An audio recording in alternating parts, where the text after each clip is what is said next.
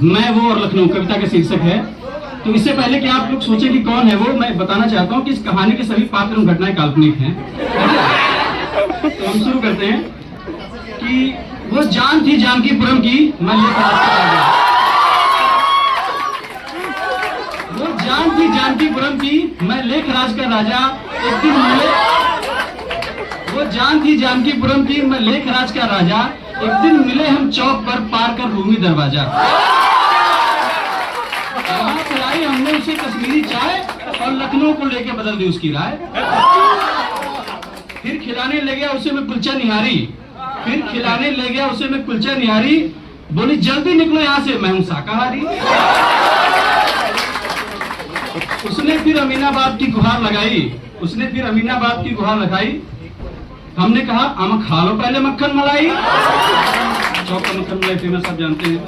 मलाई खाकर उसकी चाल हुई शराबी, मलाई खाकर जो उसकी चाल हुई शराबी। मैंने धीरे से पूछा चलोगी क्या मेरे साथ टुन्ने कबाबी। बोली चुप करो, बोली चुप करो, मुझे आदत नहीं तुम्हारे बकवास की। बोली चुप करो, मुझे आदत नहीं तुम्हारे बकवास की। पहले खाने हैं मुझे कुल्फी प्रकाश की। कुल्फी खाकर खिला जो उसका चांद सा मुखड़ा, कुल्फी खाकर खिला जो उसका चांद सा मुखड़ा। हमारे निशाने पर आ गया था शाही टुकड़ा। फिर निकली वो हजरत की सैर पर मेरे भरोसे, फिर निकली वो हजरत की सैर पर मेरे भरोसे। जहां खाया हमने शर्मा की चाय और समोसे। वैसे तो फिर समय नहीं बचा था किसी और बात का, वैसे तो फिर समय नहीं बचा था किसी और बात का। फिर भी उसे लुत्फ उठाना था रॉयल बास्केट चाट का। अभी बाकी थे कई और भी रंग उसके किरदार के, अभी बाकी थे कई और भी रंग उसके किरदार के। पीछे रह गया था छोले भटूरे सरदार के।